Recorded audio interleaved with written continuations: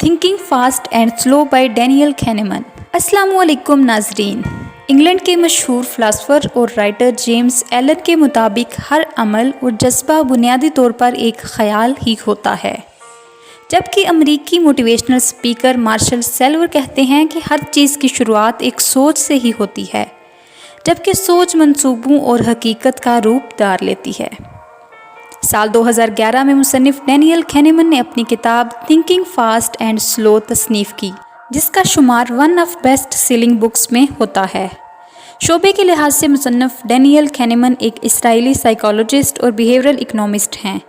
ان کا شمار ان چند لوگوں میں ہوتا ہے جن کو ان کی خدمات کے نتیجے میں نوبل پرائز سے نوازا گیا۔ انہیں دنیا کے 7 بڑی معیشت دانوں میں شمار کیا جاتا ہے۔ تھنکنگ فاسٹ اینڈ سلو مصنف کی علمی اور پیشہ ورانہ سوچ کا مرکب ہے۔ اس کتاب کی سب سے منفرد بات یہ ہے کہ اس کتاب میں انسانی سوچ کے پس منظر میں کارفرما سوچوں کے محرکات کے بارے میں تفصیل سے بیان کیا گیا ہے۔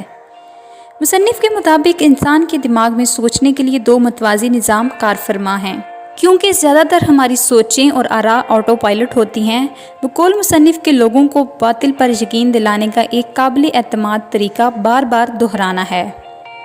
نمبر 2، ذہانت صرف استدلال یعنی ریزننگ کی صلاحیت نہیں ہے، یہ میموری میں متعلقہ مواد تلاش کرنے اور ضرورت پڑنے پر استعمال کرنے کی صلاحیت ہے۔ اگر آپ چاہتے ہیں کہ آپ کو قابل اعتماد اور ذہین سمجھا جائے تو آسان الفاظ کا استعمال کریں۔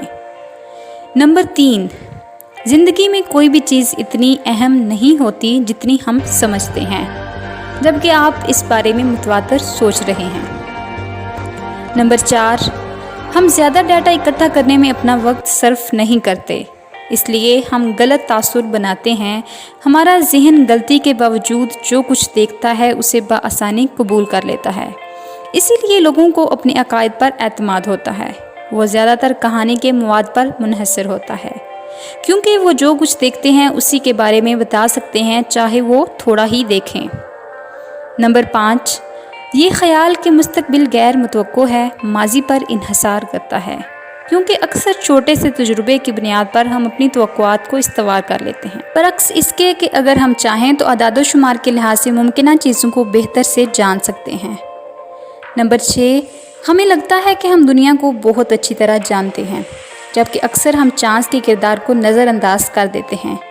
ایسا اس لیے ہوتا ہے کہ ہماری آٹو پائلٹ سوچ ہمیں پرانے خیالات اور چیزوں سے منسلک رکھتی ہے، یہاں تک کہ جب وہ مددگار ثابت نہ ہوں، دماغ ان کو رجسٹرڈ رکھتا ہے۔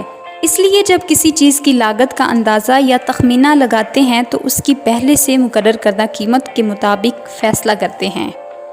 آج کے لیے بس اتنا ہی۔ اللہ حافظ۔